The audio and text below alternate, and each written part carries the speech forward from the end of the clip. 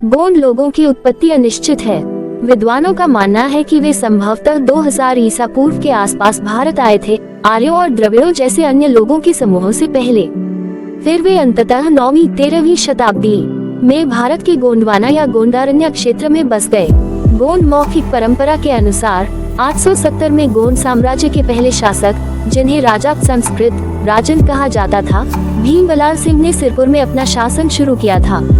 हालांकि विद्वान इस बात से असहमत हैं। इसके बजाय उनके शासन और उसके बाद के चंदा राजवंश के शुरुआती वर्ष के रूप में 1240 का उल्लेख करते हैं। 13वीं और 14वीं सदी में इस क्षेत्र के मुस्लिम लेखकों ने गोंड लोगों की बढ़ती ताकत पर ध्यान देना शुरू किया। अपनी ताकत के चरम पर गोंडी लोगों ने 4 राज्यों पर शासन किया: गढ़मंडला, देवगढ़, चांदा और खेरला। गोंड के पूर्व औपनिवेशिक शासकों में सबसे प्रसिद्ध गढ़मंडला साम्राज्य की रानी दुर्गावती 1524-1564 हैं।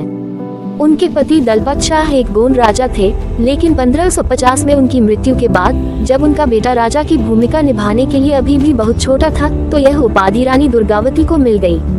1560 के दशक में उन्होंने मुगल सेना के खिलाफ अपने राज्य की रक्षा का नेतृत्व किया। उनकी पहली रक्षात्मक लड़ाई सफल रही, लेकिन दूसरी में वे घातक रूप से घायल हो गयीं। 24 जून 1564 को उनके घावों के कारण उनकी मृत्यु हो गई, जिस दिन को आज भी बलिदान दिवस के रूप में मनाया जाता है। हालांकि 17वीं और 18वीं शताब्दी में मराठा साम्राज्य के नियंत्रण में आने के बाद उनके राजाओं को उखाड़ फेंका गया।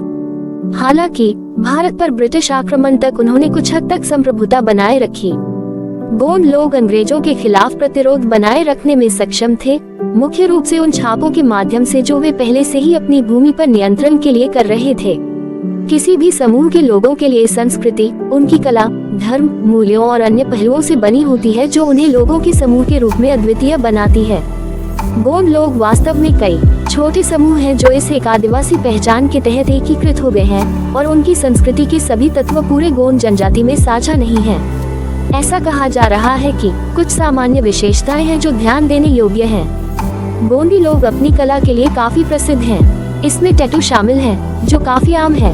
अन्य कलाएं नृत्य, गायन और चित्रकारी हैं। पारंपरिक वाद्य यंत्रों में तार वाले बाना और किंगरी शामिल हैं। कहानी सुनाने वाले उनके पेशेवर वर्ग, जिन्हें प्रधान कहा जाता है, कहानी सुनाने में सहायता के लिए संगीत का उपयोग करते हैं, जिससे गोंड लोगों की पौराणिक कथाओं को जीवित रखा जा सके। उनके साथ एक पेशेवर संगीतकार होता है जिसे धुलिया के नाम से जाना जाता है। धुलिया एक गोंडी व्यक्ति होता है जो इस पेशे में पैदा होता है, ठीक उसी तरह जैसे हिंदू जातियां समाज के भीतर कुछ भूमिकाएं निर्धारित करती हैं। गोंडी एक वृहद भाषा है जो गोंडी कुई समूह के अंतर्गत द्रविड़ भाषा परिवार की दक्षिण मध्य शाखा का हिस्सा है। गोंडी भाषा उपसमूह में 11 भाषाएं शामिल हैं, जिनमें से एक विलुप्त हो चुकी है। गोंडी की वृहद भाषा चीनी से बहुत छोटी है, लेकिन उसके बराबर है, क्योंकि इसमें परस्पर अस्पष्ट भाषाएं शामिल हैं जो फिर भी एक नाम के तहत एकीकृत हैं। गोंडी मैक्रो भाषा के भीतर 3 भाषाएं हैं: आदिलाबाद गोंडी, आयरी गोंडी और उत्तरी गोंडी। भारत की गोंड जनजाति के लोग गांवों में रहते हैं, आमतौर पर अपने परिवार समूह या कबीले के अन्य सदस्यों के करीब, जिन्हें गोंडी में सागा के रूप में जाना जाता है और मानवशास्त्र में फ्रेट्री के रूप में संदर्भित किया जाता है। ये अनिवार्य रूप से बड़े परिवार समूह हैं, जिनमें परी जैसे अन्य विभाजन भी हैं। कई गोंडी लोग अभी भी किसान हैं, जैसा कि परंपरागत रूप से होता आया है। हालांकि भारत में गोंड जनजाति के लोगों की संख्या बढ़ती जा रही है जो भूमिहीन मजदूर हैं, इसलिए उनके पास वो जमीन नहीं है जिस पर वे काम करते हैं।